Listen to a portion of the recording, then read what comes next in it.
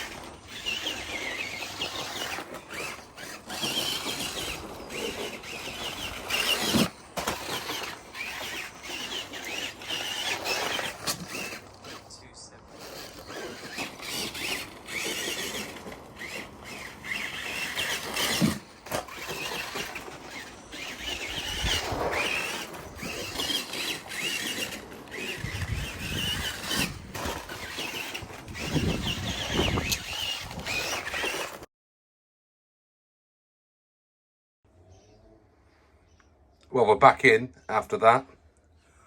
What a close call. I mean, it didn't look like it was going to beat the Grasshopper until that 14th lap when it posted that 8:27. The average of 9.84 puts it now on top of the shop, even though the average isn't as good as the Grasshopper. The lap time, the quickest lap time was. I'm really surprised. I mean, I checked out that Carson motor. That's a 23 turn brushed motor in there. So that's the equivalent of a Tamiya Sports tuned. And it only just beat the 380 that's in that Grasshopper. Now, I must have just hit all the lines perfectly with that thing to get the time the way that I did. Now, some might argue maybe it is actually faster going around the jump as opposed to over it, and if the Grasshopper was going over the jump, there's no way it would have got anywhere near 8:34. So this is now King of the Hill, which means I've got to replace the Grasshopper, dethroned, and put the Raider on top of the shop. Will it stay there? I think that could have gone faster. Now, you know, I didn't have a faster lap. That 8.27 was its fastest.